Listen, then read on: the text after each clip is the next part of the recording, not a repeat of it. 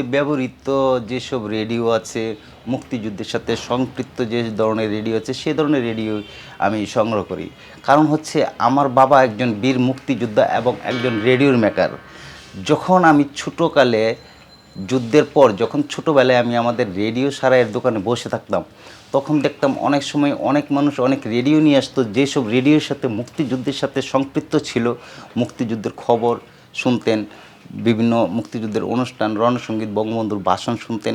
এই ধরনের গল্পগুলি আমি দোকানে বসে শুনতাম আমাদের রেডিও সারাইয়ের দোকানে বসে। কখনো কখনো দেখতাম যে মুক্তিযোদ্ধারা রেডিও নিয়ে আসতো, ওনারা গল্প করতেন যে আমাদের ক্যাম্পে রেডিওটা আমরা শুনতাম, রণক্ষেত্রে এইসব রেডিওগুলি শুনতাম।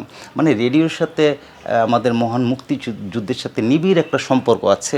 হ্যাঁ, আর আমি শুনেছি যে রেডিও ছিল মুক্তিযুদ্ধ সময়কালীন মুক্তিযুদ্ধের দ্বিতীয় ফ্রন্ট।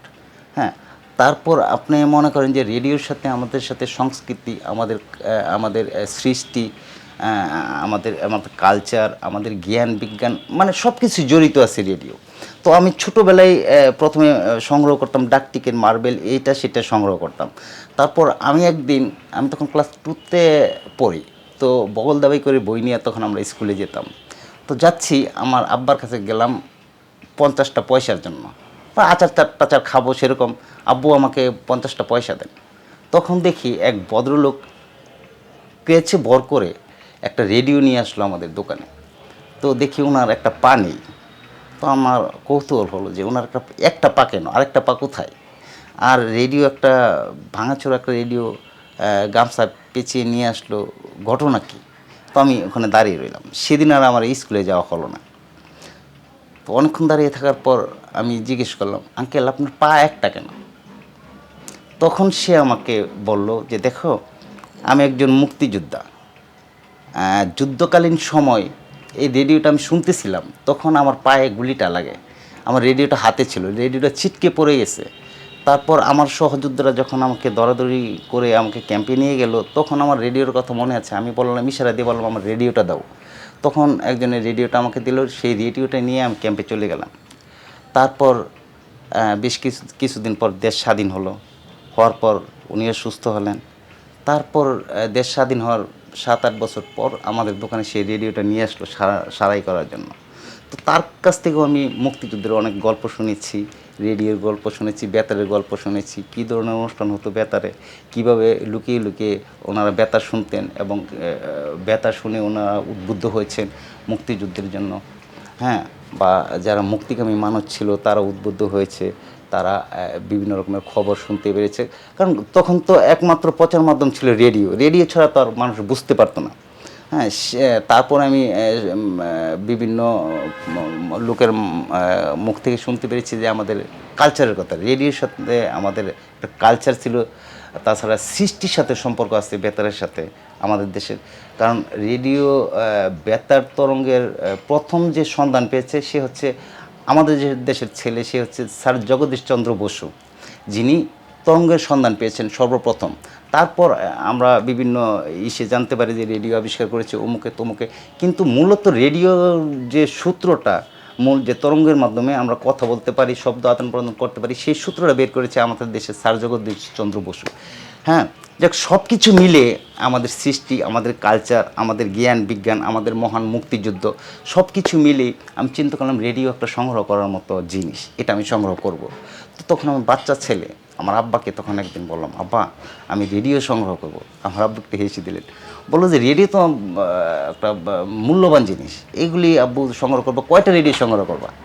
তখন আমি বললাম যে রেডিও, আমি মুক্তিযোদ্ধাদের রেডিও সংগ্রহ করব। যেহেতু মুক্তিযুদ্ধের সাথে রেডিওর সাথে বিশাল একটা সম্পর্ক, মুক্তিযোদ্ধার সাথে রেডিও ছিল মুক্তিযুদ্ধের দ্বিতীয় ফ্রন্ট। হ্যাঁ, তো রেডিও আমি সংগ্রহ করব। সেই ইচ্ছা থেকেই আমি চেষ্টা করছি যে আমি বড় হয়ে রেডিও কালেক্টর হব, আমি রেডিও সংগ্রহ করব। তারপর সর্বপ্রথম যে মতি সরকার রেডিওটা আমাদের কাছ থেকে নিয়ে আসলো, আমি প্রায় ওদের এখানে যেতাম, যে সেই রেডিওটা শুনতাম আর বলতাম, আঙ্কেল আমাকে রেডিওটা দিয়ে দেন, আঙ্কেল আমাকে রেডিওটা দিয়ে দেন, এরকম কথা বলতাম। তো রেডিও তো সেরকম বিশাল একটা মূল্যবান সম্পদ ছিল। যেমন এখন আপনার হাতে দামি একটা মোবাইল, হ্যাঁ, এই মোবাইল যেরকম তার চেয়ে অনেক বেশি মূল্যবান ছিল। কারণ আমরা মোবাইলটা যেরকম যত্ন করি তার চেয়েও বেশি অধিক যত্ন করতাম আমরা রেডিওতে। তো আগে দেখতাম রেডিওতে বিভিন্ন রকমের জামা তৈরি করে রেডিওতে পরায় রাখতো, মানে যত্নটাই অন্যরকম ছিল, রেডিওতে সবাইকে হাত দিতে দিত না, হ্যাঁ এরকম ছিল রেডিওটা। তো আমার আব্বা যখন বললো যে এটা তো আসলে একটু কঠিন ব্যাপার, রেডিও অনেক মূল্যবান সম্পদ, কয়টা রেডিও সংগ্রহ করো, আমি বললাম না আমি রেডিও সংগ্রহ করবো। তো সেই ইচ্ছা থেকে আমি রেডিও সংগ্রহ করা শুরু করেছি। তো জোরদার হয়ে লেগেছে আমি 1985 থেকে আমি মূলত ঢাকায় এসেছি। 1985-তে আমার এক স্যার ছিল, দিলীপ স্যার, উনি মারা গেছেন। ওই স্যার বললো যে রেডিও যদি তুমি সংগ্রহ করতে চাও তাহলে রাজধানীতে যেতে হবে, ওখানে থেকে তোমার সমস্ত দেশে বিভিন্ন থানায়, বিভিন্ন ডিস্ট্রিক্টে, বিভিন্ন গ্রামগঞ্জে খুঁজে খুঁজে বের করতে হবে কোনগুলি মুক্তিযোদ্ধাদের রেডিও, হ্যাঁ, এবং কারা রেডিওগুলি বাজাইতো, মুক্তিযুদ্ধকালীন সময় রেডিওগুলি বাজাইতো কারা, এবং মুক্তিযোদ্ধার স্বজনদের রেডিও বাজাইতো, বা মুক্তিযোদ্ধাদের কিছু রেডিও আছে, ওই ধরনের রেডিওগুলি মূলত আমি সংগ্রহ করি। আমি যখন ঢাকা আসি তখন আমার মামার বাড়িতে প্রথম গিয়ে উঠি। আমার মামার বাড়ি হচ্ছে গোপীবাগ। তো সেখানে আমি যেহেতু ঘড়ির মেকার, আমি প্রথমে একটা কাজ সংগ্রহ করার চেষ্টা করছি যে আমি কোনো ঘড়ির দোকানে কাজ করব। তো আমার মামাকে বললাম, আমার মামাকে বলার পরে উনি আমাকে এক ঘড়ির দোকানের কাজ আমাকে নিয়ে দিলেন। প্রতিদিন 15 টাকা বেতন দিবে আমাকে, আর থাকা খাওয়া সব মালিকের। তো সেখান থেকে আমি শুরু করেছি কাজটা। সেখানে থেকে আমি কিছু কিছু টাকা সংগ্রহ করি। তারপর বেশ কিছুদিন থাকার পর তারপর আমি খোঁজখবর নেওয়া শুরু করলাম। যেমন আমার দোকানে একজন যদি ঘড়ি সারাই করতে আসতো, তাকে জিজ্ঞেস করতাম বা এই ধরনের রেডিও কোথাও আছে কি না, বা কোথায় গেলে পাবো। তো ওখান থেকে আমি অনেক সময় খবর পেয়ে যেতাম। আমি সবার কাছে জিজ্ঞেস করতাম, আমি একটা রিক্সাওয়ালার কাছে জিজ্ঞেস করতাম, ভাই কোথাও এই ধরনের রেডিও আছে কিনা, মুক্তিযোদ্ধার সময়কালীন বা মুক্তিযোদ্ধারা ব্যবহার করেছে, মুক্তিযোদ্ধার স্বজনরা ব্যবহার করেছে, এই ধরনের কোনো রেডিও আছে কিনা। তো ওদের কাছ থেকে অনেক সময় খবর পেয়ে যেতাম। যেমন একবার আমি এক রিক্সাতে যাচ্ছি যাত্রাবাড়ি, যাওয়ার পর এক রিক্সাওয়ালাকে জিজ্ঞেস করলাম, ভাই আমি তো রেডিও সংগ্রহ করি। রেডিও সংগ্রহ করে কী করেন? আমি বললাম এটা তো আমার হবি, এটার সাথে যেহেতু ইতিহাস জড়িত আছে, এটা আমার ইচ্ছা। মানুষ অনেক কিছু সংগ্রহ করে, টাকা পয়সা সংগ্রহ করে, কয়েন সংগ্রহ করে, আমি রেডিও সংগ্রহ করি। তো আপনার জানা মতে কি একটা রেডিও কোথাও আছে এরকম? তো রিক্সাওয়ালা একটা থামাইলেন, থামায়া রিক্সাওয়ালা বললো যে ভাই আমি একটা রেডিও সন্ধান দিতে পারি আপনাকে। কোথায়? সিলেট যেতে হবে। আমি বললাম সিলেট? হ্যাঁ, একটা রেডিও আছে কাঠের, ওই রেডিওটা আমরা মুক্তিযুদ্ধের সময়, দর্জির একটা দোকান, মুক্তিযুদ্ধের সময় ওই রেডিওটা আমরা শুনতাম, ওই রেডিওটা এখনও আছে। হ্যাঁ, উনি এখনও শুনে। আমি কিছুদিন আগে বাড়িতে গিয়েছিলাম, তো আমি দেখেছি রেডিওটা উনি বাজায়। তো আমার খুব হইলো, মানে উৎসাহ হইলো যে আমি রেডিওটা যাব। তারপর ওনার কাছ থেকে অ্যাড্রেস নিয়ে আপনার সুরমা ব্রিজ পার হয়ে ওপারে গিয়ে, আমার ঠিকানাটা অ্যাড্রেসটা মনে নেই, ওপারে গিয়ে এক এক এক বাজারের ভিতরে, গলির ভিতরে গিয়ে দেখি দর্জির দোকান। আমি চলে গেছি সিলেট, গিয়ে দেখি দর্জির দোকান। তো গিয়ে দেখি হ্যাঁ রেডিওটা বাজতেছে, রেডিওটা ছিল টেলিফোন ক্যান রেডিও, হ্যাঁ এই রেডিওটা ছিল। তো রেডিওটা দেখে আমার খুব পছন্দ হইলো। তখন আমি টাকা নিয়ে গেছি অল্প, হয়তো 1200-1400 এরকম টাকা নিয়ে গেছি। এখন ভদ্রলোক রেডিওর দাম চাচ্ছে, ওই সময় 2000 টাকা দাম চাচ্ছে। বললো ঠিক আছে, আপনি আসছেন ঢাকা থেকে, রেডিও নেবেন, আমাকে 2000 টাকা দিতে হবে। তো আমি বললাম ঠিক আছে 2000 টাকা দিয়ে নিব, কিন্তু আমার কাছে টাকা তো আছে, হয়তো 1200-1300 টাকা আছে। এখন আমি বাচ্চা মানুষ, আমি বাচ্চা ছেলে, আমি কোথায় এত টাকা পাবো? তারপর আমি বললাম আঙ্কেল আমার কাছে 1200 টাকা আছে, আপনি কি রেডিওটা বিক্রি করবেন? আরেকজনে বললো না না না, এই রেডিও বিক্রি হবে না। তারপর আমি বললাম ঠিক আছে, আমি 2000 টাকাই দিব, এই টাকাটা রাখেন, আমি বাকি টাকা ম্যানেজ করতেছি। তো সব টাকা দিয়ে আমি একদম খালি পকেটে এখন হাঁটতেছি সিলেট শহরে, যে কোথায় টাকা পাবো। এখন বাড়িতে ফিরবো, সেই টাকাও তো আমার কাছে নেই, আমি কি করব। তারপর ওখানে গিয়ে দেখি যে সুরমা ব্রিজটা তখন ঢালু ছিল অনেক, আমার মতো অনেকগুলো ছেলেরা ওই রিক্সা ঠেলে ঠেলে উপরে উঠে দেয়, আর 2 টাকা করে দিচ্ছে। তখন এক ছেলের কাছে গিয়ে বললাম, ভাই আমি তো ঢাকা থেকে আসছি, কাজের খুঁজে আসছি, তো আমাকে কি তোমাদের সঙ্গে নিবা? আমি তোমাদের সঙ্গে কাজ করতে চাই। তো এক ছেলে বললো ঠিক আছে, আমাকে কিছু করে দিতে হবে, তুমি 50 পয়সা করে আমাকে দিতে হবে, তাহলে তোমাকে আমি কাজে লাগিয়ে দেবো। আমি বললাম ঠিক আছে, আমি তোমাকে দিব। তখন ওখানে বেশ কিছুদিন আমি থেকে টাকাটা সংগ্রহ করি আমি। তো আমার তখন 700-800 টাকা ম্যানেজ করতে অনেক দিন সময় লেগেছে। তারপর ওখান থেকে আমি বেশ কিছুদিন থেকে ব্রিজের নিচে ঘুমাইতাম এক জায়গায়, ওই ছেলেদের সাথে কিছু আছে, ওখানে নিচে ঘুমাইতাম। হ্যাঁ, নিচে ঘুমাইতাম আর টাকা সংগ্রহ করতাম। তারপর সেই টাকা সংগ্রহ করে সিলেট থেকে আমি সেই রেডিও নিয়ে আসছি। রেডিও কিনেছি, আমার কাছে কোনো পয়সা নেই, খাওয়ার টাকা নেই। তারপর এই রেডিওটা গামছা দিয়ে পেঁচিয়ে পলিথিন, আমি সবসময় পলিথিন রাখতাম যে রেডিওটা পাইলে পলিথিনে সর্বপ্রথম সুরক্ষিত রাখবো। পলিথিনে পেঁচিয়ে গামছা দিয়ে পেঁচিয়ে স্টেশনে এসে বসে আছি। আমার কাছে টাকা নাই, পয়সা নাই, কীভাবে যাব? তারপর ট্রেন আসলো। ট্রেন আসার পরে ট্রেনে যে ড্রাইভার আছে ওনার এখানে গিয়ে উঠলাম, গিয়ে বললাম আঙ্কেল আমাকে একটু পৌঁছাইয়া দেন ঢাকায়। পৌঁছাই দিব। আমি বললাম আমার কাছে টাকা নেই, পয়সা নেই। এটা কি? আমি বললাম আঙ্কেল এটা রেডিও। রেডিও কেন? আমি বললাম এটা আমি সংগ্রহ করি, আমি ভবিষ্যতে জাদুঘর দিব। তো ড্রাইভার সাহেব হাসলেন, আসলে বাচ্চা ছেলে রেডিও নিয়ে জাদুঘর দিবা তুমি? আমি বললাম জি স্যার, আমাকে একটু পৌঁছায় দেন দয়া করে, আমার কাছে টাকা নেই, পয়সা নেই। তো ওই ভদ্রলোক আমাকে পৌঁছায় দিল ঢাকা। তো সেই রেডিও নিয়ে আমি ঢাকা আসছি। তো এই ধরনের অনেক গল্প আছে। আরেকটা গল্প যদি আমি বলি, একবার এক ভদ্রলোক আমাকে খবর দিলেন, যদিও এই গল্পটা আমি অনেকবার বলেছি, আরেকবার বলি কারণ ইন্টারেস্টিং গল্প। আমাকে এক ভদ্রলোক বললেন একটা রেডিও আছে জিঞ্জিরা, সেখানে তুমি যেতে পারো। ওই রেডিওটা মুক্তিযুদ্ধ সময়কালীন অনেকে শুনেছি, আমরাও শুনেছি। তো গিয়ে দেখো রেডিওটা আনতে পারবে না, ফিলিপস কোম্পানির, হল্যান্ডের ফিলিপস একটা রেডিও। তো আমি ওখানে গেলাম। যাওয়ার পর তো রেডিওটা আমার খুব পছন্দ হলো। নদীর ওপারে জিঞ্জিরা গেলাম। যাওয়ার পর সেখানে দুই ভাই, এক ভাই বলে রেডিও বিক্রি করবো, আরেক ভাই বললো বিক্রি করবো না। তো সে একটা দাম চাইলো, দাম চাইলো 1300 টাকার মতো, এরকম একটা দাম চাইলো। আমার কাছে আছে 1000 টাকা। এখন তো এক ভাই বলে বিক্রি করবে, আরেক ভাই বলে বিক্রি করবো না। তো আমি চিন্তা করি পরবর্তীতে আসলে যদি রেডিওটা আমি না নিতে পারি, যদি বিক্রি না করে ওনারা, তো একটা দাম চাইলো। আমি বললাম ঠিক আছে আমি নিব। এখন আমার কাছে তো এই টাকা আছে, এটাতে দিবেন আপনি? না, নিলে হয়তো তোমার 1500 টাকাই লাগবে রেডিও নিলে। তো আমি বললাম আমার কাছে তো এখন টাকা নেই। আচ্ছা ঠিক আছে। তো এই সময় ভদ্রলোক বলতেছে ভাই আপনার পায়ের জুতাগুলি তো অনেক সুন্দর। আমি বললাম হ্যাঁ ভাই, আমি কালকে কিনেছি জুতাগুলি, আপনার পছন্দ হয়েছে? দেখেন তো আপনার পায়ে লাগে কি না। আমি জুতাগুলি খুলে দিলাম। আমি বললাম দেখেন। হ্যাঁ, ওনার পায়ে লেগে গেলো জুতা। আমি বললাম ভাই আমার টাকাগুলি নেন, দামি জুতাগুলি, জুতাগুলি কালকে কিনেছি ভাই, জুতাগুলি রেখে দেন, আমার টাকাগুলি রেখে দেন, আমাকে রেডিওটা দিয়ে দেন। তো ভদ্রলোক রেডিও দিয়ে দিল। এখন রেডিও নিয়ে আমি আসতেছি, আমার খালি পা, বকল দাবাই করে রেডিও নিয়ে আসছি নদীর পাড়ে আসছি। এসে বলতেছি মাঝিকে বলতেছি ভাই আমার টাকা নেই, আমাকে পার করে দেবেন? তো উনি বললো হ্যাঁ আসেন। তারপর ওই মাঝি পার করে দিল। পার করে দেওয়ার পরে আমি পাটুটুলি আমার এক বন্ধুর কাছে আসলাম, গরিব মেকার উনিও। আসার পরে ওকে বললাম আমাকে একটা টাকা দাও, আমি আমার কাছে ভাড়া নিই। তারপর ওনার কাছ থেকে টাকা নিয়ে খালি পেয়ে বাস দিয়ে তারপর আমার গন্তব্যস্থলে চলে এসেছি। তো এই ধরনের রেডিও আসলে আমার প্রতিটা রেডিওর সাথে একটা করে গল্প আছে। কিছু কিছু গল্প মনে নেই, কিছু কিছু গল্প মনে আছে। আর এখন যেহেতু বয়স হচ্ছে অনেক কিছু মনে নেই, অনেক কিছু ভুলে যাচ্ছি। আমার সংগ্রহে প্রায় 1200 রেডিও আছে। যেসবের ভিতরে প্রায় সব রকমের রেডিও আছে, তার ভিতরে মুক্তিযুদ্ধ সময়কালীন রেডিও অধিকাংশ রেডিও মুক্তিযুদ্ধ সময়কালীন। আমি এখানে একটা রেডিও দেখাতে চাই। এটা হচ্ছে ময়মনসিংহের মুক্তিযোদ্ধা 11 নম্বর সেক্টরে ছিলেন আমার বাবার সহ মুক্তিযোদ্ধা, বীর মুক্তিযোদ্ধা আবু চানের রেডিও। উনি দেশ স্বাধীন হওয়ার 1 সপ্তাহ আগে শহীদ হয়েছে। ওনার মার কাছে এই রেডিওটা ছিল। দেশ স্বাধীন হওয়ার আগেও এই রেডিওটা আমাদের দোকানে এসছে, আমার বাবার কাছ থেকে মেরামত করেছে। তো এই রেডিওটা ওনার মার কাছ থেকে আমি সংগ্রহ করেছি। ওনার মা যখন মারা যায় তখনও আমি রেডিওটা সংগ্রহ করেছি। ওনার মা মারা যাওয়ার আগেও আমি দাদি বলতাম, অনেকবার গিয়েছিলাম, দাদি আমাকে রেডিওটা দেন, আপনি রেডিওটা দেন। এখন ওনার ছেলের স্মৃতি, উনি বেঁচে থাকতে দেননি। তারপর উনি যখন মারা যান তখন এই রেডিওটা আমি সংগ্রহ করতে পেরেছি। হ্যাঁ, আর এটা হচ্ছে বীর মুক্তিযোদ্ধা আব্দুল ফারুক, 11 নম্বর সেক্টরে কাজ করতেন আমার আব্বা, ওনার রেডিও এটা, উনিও এটা ক্যাম্পে বাজিয়েছেন। আর এখানে হচ্ছে গিয়াসউদ্দিন মাস্টার নামে একজন মুক্তিযোদ্ধা ছিলেন, উনি কুমিল্লার মুক্তিযোদ্ধা।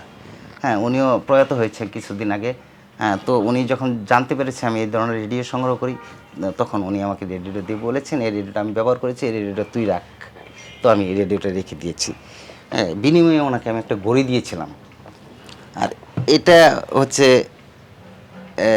বীর মুক্তিযোদ্ধা মতি সরকারের রেডিও, আমার আমার প্রথম সংগ্রহ এটা। হ্যাঁ, যে ওই যে আপনার গল্পটা বলেছি ক্রেচে ভর দিয়ে যে মুক্তিযোদ্ধারা এসেছিলেন, ওই মুক্তিযোদ্ধার রেডিও হচ্ছে এই রেডিওটা। ময়মনসিংহ হালুয়াঘাট দুরাইল নামে একটা এলাকা আছে, সেই এলাকার মুক্তিযোদ্ধা হচ্ছে মতি সরকার সাহেব।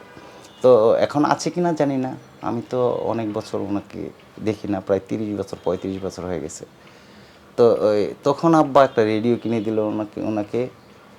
তানিন রেডিও কিনে দিল, ওনাকে একটা তানিন একটা কাঠের বক্সের একটা রেডিও কিনে দিল, 4 ব্যাটারি কিনে দিয়ে তারপরে এই রেডিওটা আমাকে আব্বা দিল আর কি, কিনে দিল। হ্যাঁ, তো এই হচ্ছে এই মতি সরকার রেডিওর গল্প। তো রেডিওর এখন আমি আগলে রেখেছি। এরকম অনেক ঐতিহাসিক রেডিও আছে, ইতিহাস জড়িত রেডিও আছে। আমার এখানে যা আছে সবই তো প্রায় ইতিহাসের জড়িত এইসব রেডিও। রেডিও ছিল মুক্তিযুদ্ধের দ্বিতীয় ফ্রন্ট, রেডিও ছিল ওদের মুক্তিযোদ্ধাদের সহ মুক্তিযোদ্ধা, এবং রেডিওর মাধ্যমে ইশারা ইঙ্গিতে আপনার যুদ্ধ করতে, যেমন ধরেন কখন আক্রমণ করতে হবে। জ্যাকপট অপারেশন যখন হয়েছে তখন প্রথম কলকাতা থেকে আপনার যে আপনার ভারত থেকে প্রথম কোন গানটা ছাড়লে প্রস্তুতি নেবে, একটা গান ছাড়ার সঙ্গে সঙ্গে ওরা প্রস্তুতি নেবে, দ্বিতীয় গান ছাড়ার সঙ্গে সঙ্গে ওরা আক্রমণ করবে, এই ধরনের সহযোগিতা করতো বেতার রেডিও। ঠিক আছে, তো রেডিও ছাড়া তো তখন কোনো মাধ্যমই ছিল না, প্রচার মাধ্যম। আপনি কিভাবে জানতে পারবেন কোথায় মুক্তিযোদ্ধার কী অবস্থাতে আছে? রেডিওর মাধ্যমে জানতে পারতো। ঠিক আছে, এই যে আপনার বিভিন্ন ধরনের সংগ্রামী গান, রণসঙ্গীত, চরমপত্র, তারপর বঙ্গবন্ধুর ভাষণ, এই ধরনের অনুষ্ঠানগুলি শুনে এবং গানগুলি শুনে আমাদের যে মুক্তিযুদ্ধের যে ধরনের গানগুলি শুনতো, সেসব গান শুনেই তো উৎসাহ হয়েছে মুক্তিকামী মানুষের, মুক্তিযোদ্ধাদের। গান শুনে, রেডিও শুনে অনেকে মুক্তিযুদ্ধে গিয়েছে, তাই না? তো মুক্তিযুদ্ধের সাথে রেডিওর তো বিশাল সম্পর্ক। আমার মনে হয় এত তাড়াতাড়ি দেশটা স্বাধীনও হতো না যদি বেতার না থাকতো। আপনি কি করে স্বাধীন করতে পারতেন যোগাযোগ ছাড়া? তো বেতারের কথা ভুলে গেলে চলবে না, আমাদের ইতিহাস ভুলে গেলে চলবে না, পিছনের কথা ভুলে গেলে চলবে না। আজকে আমরা মোবাইল ব্যবহার করতেছি, মোবাইল হচ্ছে রেডিও, RF ফ্রিকোয়েন্সি ছাড়া কোনো কিছু নেই পৃথিবীতে। আপনি চাঁদের দেশে গিয়ে কথা বলেন, RF ফ্রিকোয়েন্সিতে বলতে হবে, রেডিও ফ্রিকোয়েন্সিতে বলতে হবে। আজ আজ আমার মনে হয় পৃথিবী যে আজ উন্নত হয়েছে, আধুনিক হয়েছে, আধুনিকায়নের যে হয়েছে, তার ভিতরে আপনার রেডিওর ছাড়া আধুনিক হইতেই পারতো না পৃথিবী আজ পর্যন্ত। আমার মনে হয় সবই বেতার। আর রেডিও তো আমাদের কালচার, এখনও আছে, তখনও ছিল। কারণ আপনি বললেন মাছ ধরার সময় রেডিও বাজাতেন আপনি, আমি দেখেছি হাল চাষ করতেছে তখন রেডিও বাজাচ্ছে, ধান কাটতেছে তখন রেডিও বাজাচ্ছে, নৌকা চালাচ্ছে তখন রেডিও বাজাচ্ছে, আপনি মাছ ধরছেন তখন রেডিও বাজছে। রেডিও তো ছিল আমাদের কালচার, রেডিও ছাড়া তো আমরা ভাবতেই পারতাম না। এখন আপনি মোবাইল ছাড়া যেরকম ভাবতে পারেন না, আর নিজে মনে হয় রেডিও তখন এক সময় যখন ছুটো হয়ে আসছে তখন তো মানুষের ঘরে ঘরে রেডিও ছিল। মুক্তিযুদ্ধের কথা যদি আসে তাহলেই আসবে রেডিওর কথা। আপনি এমন একটা সিনেমা দেখাতে পারবেন, মুক্তিযুদ্ধ বিষয়ক সিনেমা, যে সিনেমাতে রেডিওর ব্যবহার হয়নি। এমন একটা নাটক দেখাতে পারবেন যে নাটকে রেডিওর ব্যবহার হয়নি। অতএব রেডিও আমাদের সাথে জড়িত আছে, রেডিও জড়িত থাকবে। রেডিও আমাদের কালচার, রেডিও আমাদের মহান মুক্তিযুদ্ধ, রেডিও আমাদের সৃষ্টি, রেডিও আমাদের ইতিহাস। আমার মূল উদ্দেশ্য হচ্ছে এইসব স্মৃতি বিজড়িত রেডিও দিয়ে এই দেশের জন্য, জাতির জন্য, ভবিষ্যৎ প্রজন্মের জন্য একটা আন্তর্জাতিক মানের একটা রেডিও মিউজিয়াম গড়াটাই আমার মূল উদ্দেশ্য। তো আমি এই স্মৃতি বহন করছি প্রায় 40 বছর যাবৎ। অনেক মিডিয়াতে অনেক লেখালেখি হয়েছে, অনেক প্রোগ্রাম হয়েছে, অনেক এক্সিবিশন করেছি, অনেক গুণী ব্যক্তিরা এসেছে, দেশবরণ্য ব্যক্তিবর্গ এসেছে, অনেক মন্ত্রীরা এসেছে, সচিবরা এসেছে। বাংলাদেশ বেতারের 2014-তে যখন আমি প্রথম ইত্যাদিতে প্রোগ্রাম করি, তারপর বাংলাদেশ বেতারের ডিজি আখতার উদ্দিন আহমেদ স্যার আমাকে আমন্ত্রণ জানালেন যে আমাদের এখানে তুমি প্রদর্শন করবা। প্রতি 13ই ফেব্রুয়ারিতে হচ্ছে বিশ্ব বেতার দিবস। তো প্রতি বিশ্ব বেতার দিবসে তুমি আমাদের এখানে এসে এক্সিবিশন করবা। তো সেই থেকে আমি করোনার মহামারীর আগ পর্যন্ত যতগুলি 13ই ফেব্রুয়ারি হয়েছে 14 সনের পর থেকে প্রায় সবগুলিতে অ্যাটেন্ড করেছি। তারপরে এভিইউ প্রোগ্রামে অ্যাটেন্ড করেছি 2019-এ, হোটেল ইন্টারকন্টিনেন্টালে, হোটেল সোনারগাঁতে করেছি 2017-তে, বিভিন্ন প্রোগ্রাম করেছি। তো সবাই দেখে প্রথমে আশ্চর্য হয়ে যায়, তারপর সব কিছু ভুলে যায়। এখন আমার কথা হচ্ছে আমি এই প্রায় 40 বছর যাবত এইসব বোঝা বহন করে চলেছি। এখনও যদি পাই তাহলে সেটাও কাঁধে নিয়ে নেই। তো এর শেষ কোথায়?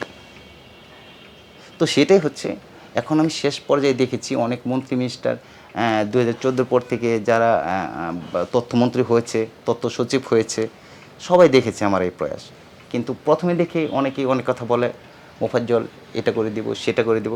আজ পর্যন্ত কেউ অগ্রসর হয়নি যে এই ব্যাপারে একটা মিউজিয়াম যে করা যায় এই দেশে। আর আমি মনে করি দেশ উন্নয়নের ক্ষেত্রে এই ধরনের প্রয়াস অবশ্যই প্রয়োজন আছে।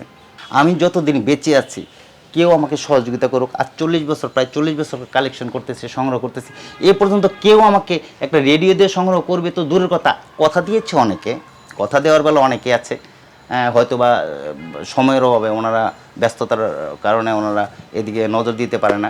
তবে আমি আজ যেহেতু জীবনের প্রায় শেষ সময় চলে এসেছি, আমার বয়স 50-এর উপরে, আর কতদিন বেঁচে থাকবো আমি জানি না, ঠিক আছে। এখন আমার আবেদন কার কাছে আমি করব? অনেকে দেখেছে, এই যে আমি আপনাকে বললাম যে 2014 পর থেকে যতগুলি তথ্যমন্ত্রী এসেছে, বর্তমান যে মন্ত্রী উনি হয়তো দেখেন নাই বা দেখতেও পারে, এবার 13 ফেব্রুয়ারিতে আমি প্রদর্শনী করেছি, উনি গাড়ি দিয়ে সামনে দেখেছে, অবশ্যই দেখেছি উনি।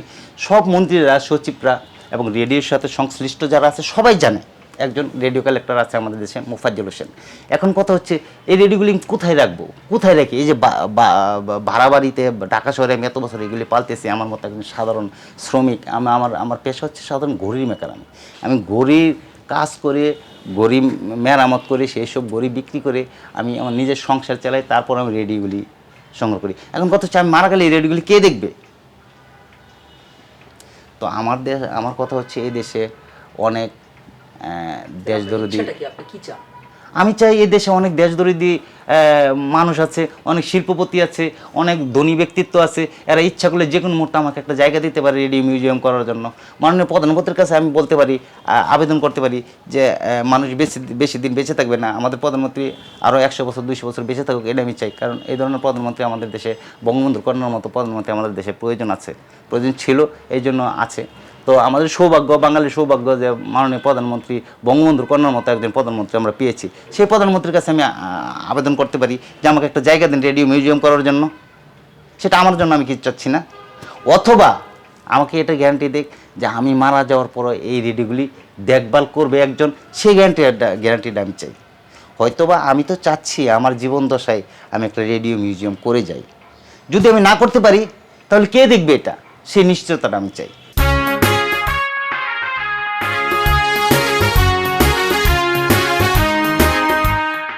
সংবাদ, ফিচার ও অনুষ্ঠানের জন্য ভিজিট করুন সংবাদ প্রকাশের ওয়েবসাইট এবং যুক্ত থাকুন ফেসবুক পেজ ও ইউটিউব চ্যানেলের সঙ্গে।